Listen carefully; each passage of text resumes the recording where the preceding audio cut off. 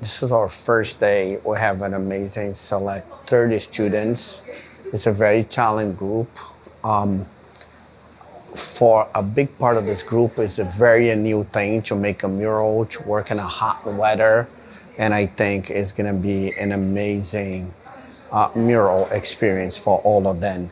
We have various talent, different ages and different talents. And I think as a group, they're gonna really do amazing. So I'm looking forward to what's gonna happen. Today is just the first day. Talk, presentation, and getting to know each other, but it's gonna get fast, it's gonna get hot, it's gonna happen a lot of things in this making of this mural. I'm looking forward to see what's gonna happen.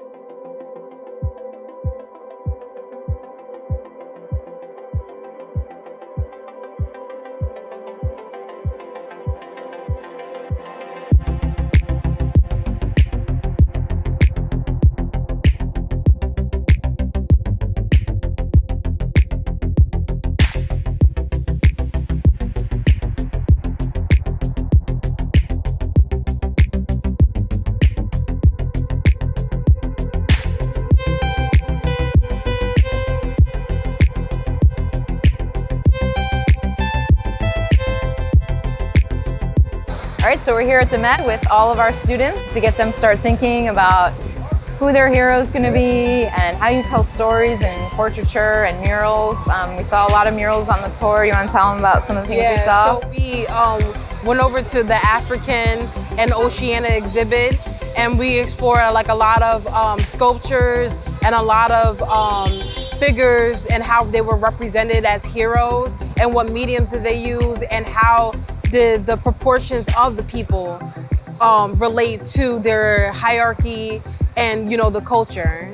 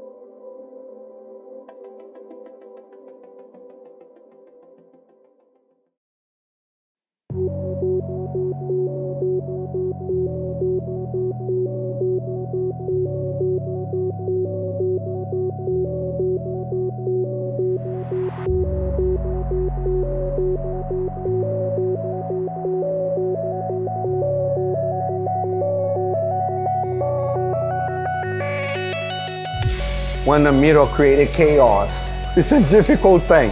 Have everybody asking questions. A lot of the students never work in a real wall, so they having ideas in the paper. We need to completely rework at the surface of the wall.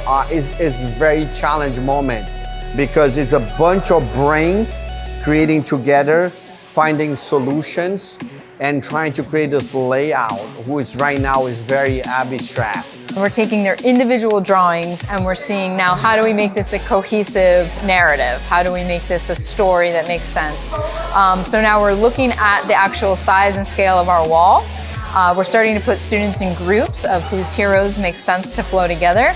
And we have to start working on the backgrounds, how they connect, how the heroes are communicating with each other, and also starting to think in terms of scale.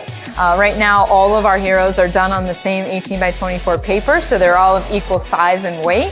But some are going to be bigger, some are going to be smaller. How do we scale up and scale down and create a whole narrative and work with the actual architecture of the wall?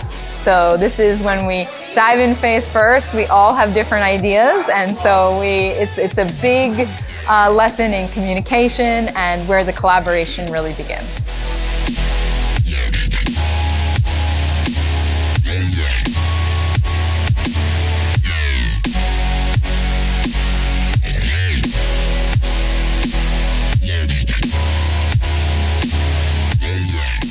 Typically, we rotate groups. We don't just stick to one group. So what I did was I got students who already completed like their image, and I brought them to this group to help them speed up the process of completing the image, so that way when they get wall, they're used to the transition of, if I'm finished over here, I'm gonna go over here and work on this. So that way they don't just, not know what to do. They already know they have to pick up and help out. This is one of the strongest groups we've ever had, and we're low-key ahead of time with like design.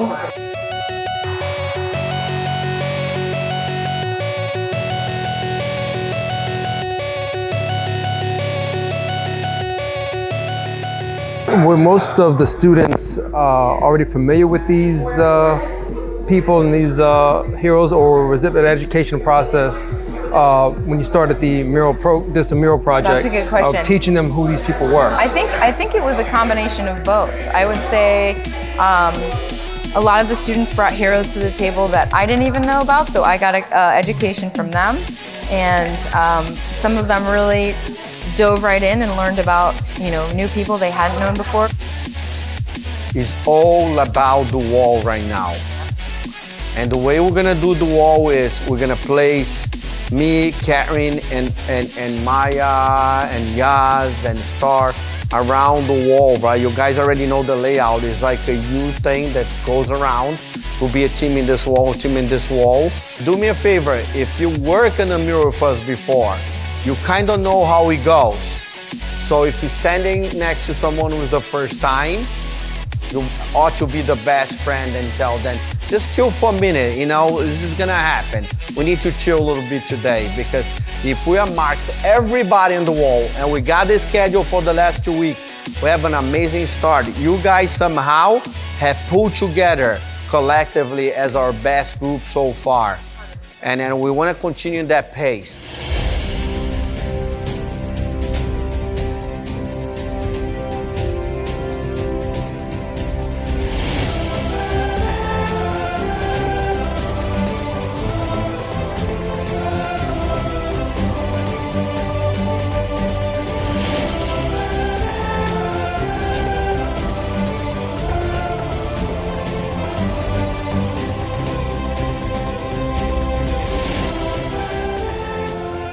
So it was really interesting, the process for this, because we sketched it out first, then did a final piece, and then we drew it again with other people. So it really made me used to drawing the same person over and over again, which was a very good translation into the actual wall. We had to connect the freedom fighters together. We had to connect colors. We had to connect backgrounds. So I thought it was really cool that we were all able to, as artists, to put all of our art styles and artwork together. Not only did I work on this, like Nicole technically did, as well as like Maria. So all of us like shared our pieces. The hardest part of this mural was kind of like trying to fill up the extra space. We had so much extra space that we had to kind of like stretch out the background and stuff, and kind of like really think about where the placement's gonna go. The difficult part for me was probably working on the surface, because it's not like a very flat wall. There's always bumps. And there was a bump in her necklace, so I kind of tried to transition that. We had to work with the cable wire up above and then the pole. So I guess I didn't expect that. I expect the surface to be flat. So it's my first year here, meaning I haven't actually used spray paint at all. When I started working on it, I was like, oh my God, how am I going to blend everything? But in the end, it ended up being way easier than I anticipated, because I work a lot with digital art. Everything you had to work in layers like you had with digital art.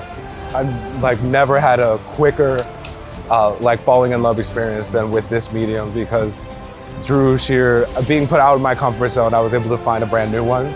I changed from using my fingers with meticulous details to using my whole arm.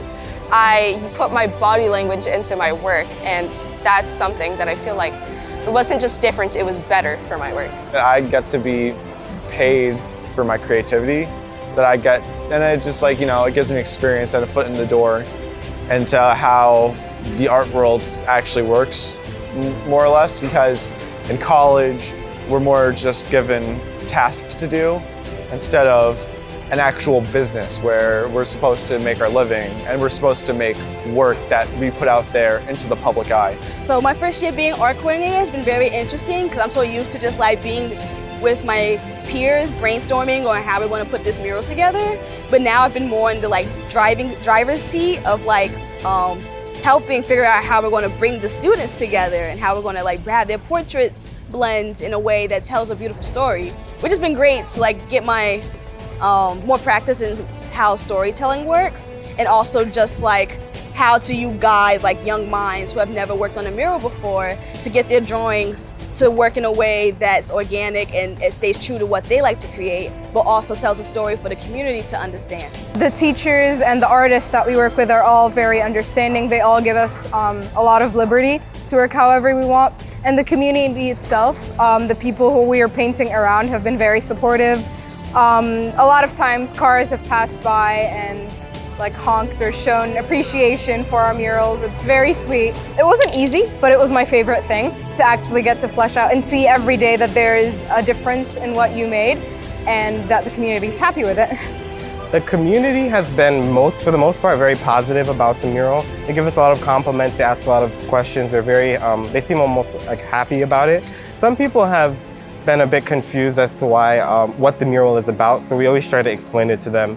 Other people have been confused as to why certain people who maybe they feel should be on the wall weren't there. So, you know, it's always, you have to try and have a good conversation with people in the community because it is something in their neighborhood that you're putting up. We worked phenomenally together as a group. It was amazing how quickly this side of the wall and the other side was able to make it look absolutely beautiful.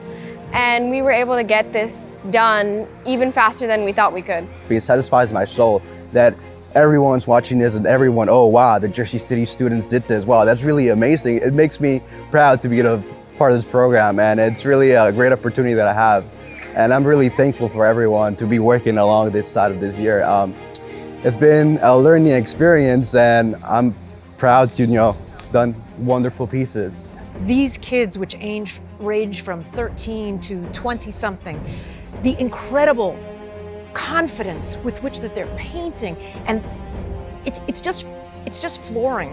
For the first time, you're going to have formal appreciation like artists for people to come and their family to come to see what they've done. Our role as part of this venture is at the end of this, we're going to be showcasing some of the kids' work at some of the spaces that we operate in, give an opportunity for the kids to show their work, maybe sell some work. It doesn't just require a student who's willing to learn, but it also requires someone who's willing to teach. I'm excited, I'm moved, and I just see it making such a difference just in the short time that I've been here today.